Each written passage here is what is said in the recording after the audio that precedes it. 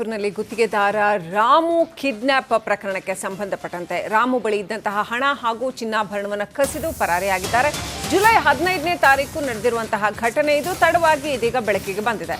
ಮುದೇಗೌಡನದೊಡ್ಡಿ ಗ್ರಾಮದ ಗುತ್ತಿಗೆದಾರ ಈತ ರಾಮು ಅನ್ನುವಂಥ ವ್ಯಕ್ತಿ ತೋಟದಿಂದ ಮನೆಗೆ ಬರುವಾಗ 4 ಜನ ಬಂದು ಈತನನ್ನ ಕಿಡ್ನಾಪ್ ಮಾಡಿದ್ದಾರೆ. 16 ಲಕ್ಷ ರೂಪಾಯಿ ನಗದು, 3.5 ಲಕ್ಷ ಮೌಲ್ಯದ ಚಿನ್ನ ಕಸಿದು ಪರಾರಿಯಾಗಿದ್ದಾರೆ. ಅಜ್ಞಾತ ಸ್ಥಳದಲ್ಲಿ ಈ ರಾಮುವನ್ನು ಬಿಟ್ಟು ಕಿಡ್ನಾಪರ್ಸ್ ಪರಾರಿಯಾಗಿದ್ದಾರೆ. ವರುಣಾ ಪೊಲೀಸ್ ಠಾಣೆಯಲ್ಲಿ ಪ್ರಕರಣ ದಾಖಲು ಮಾಡಲಾಗಿದೆ. ಅಪಹರಣಕಾರರ ಪತ್ತೆಗೆ 3 ತಂಡಗಳನ್ನು ರಚನೆ ಮಾಡಿದ್ದಾರೆ ಎಸ್ಪಿ. ನೋಡಿ, ಈಗ ನನಗೆ ಈ ಕಡೆಯಿಂದ ಮೇನ್ ರೋಡಿಂದ ಹೊರಟಿಪ್ಪು ನಮ್ಮ ರೋಡ್ ಹೊರಟೆ. ನಮ್ಮ ರೋಡ್ ನನ್ನ ಬೈಕ್ ಬಂದ ತಕ್ಷಣ ಒಂದು ಬಂಡಿ ದಾರಿ ಬರ್ತದೆ. ಆ ಬಂಡಿ ದಾರಿ ಕಾಡಿದ್ದು ನನಗೆ ಗೊತ್ತಿಲ್ಲ. ಅವರು ನನ್ನನ್ನು ಫಾಲೋಅಪ್ ಮಾಡೋಕ್ಕೆ ಬಂದವ್ರೆ. ಬಂದು ಟಕ್ ಅಂತ ನಿಲ್ಸ್ಕೊಂಡಿದ್ದೆ. ನನಗೆ ಸ್ಕೂಟರ್ ದಂಡಕ್ಕೆ ಬಂದರು, ನಿಲ್ತ್ಕೊಂಡ್ರು.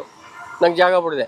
ನಾನು ಯಾರೋ ಮಾಮೂಲಿಯಾಗಿ ಯಾರೋ ಬಂದವ್ರೆ ಅದೆಲ್ಲ ಮಾತಾಡ್ಸೋಕೆ ನಿಂತ್ಕೊಂಡ್ರೆ ನನ್ನೇ ಯಾರೋ ಪರಿಚಯ ಇದ್ದವ್ರೆ. ನನಗೆ ಸ್ವಲ್ಪ ಗಾಡಿ ಆಫ್ ಮಾಡಲಿಲ್ಲ. ನಾನು 8:45 ಆಮೇಲೆ ಇತ್ತು. ಇಳಿದ್ರು ಕೆಳಗೆ ದಪ್ಪ ಇಳಿದ್ರು. ಎತ್ತಿ ಒಳಗೆ ಇಟ್ಕೊಂಬಿಟ್ಟು ಒಬ್ಬ ಬಾಯಿ ಬಟ್ಟೆ ಹಾಕ್ಬಿಟ್ಟು ಬಟ್ಟೆ ಕಟ್ಬಿಟ್ಟ. ಅಮಿಕಬಿಟ್ಟ. ಇದನ್ನು ಉಸಿರಾಡೋಕ್ಕೆ ಬಿಡಲಿಲ್ಲ 1 ಗಂಟೆ.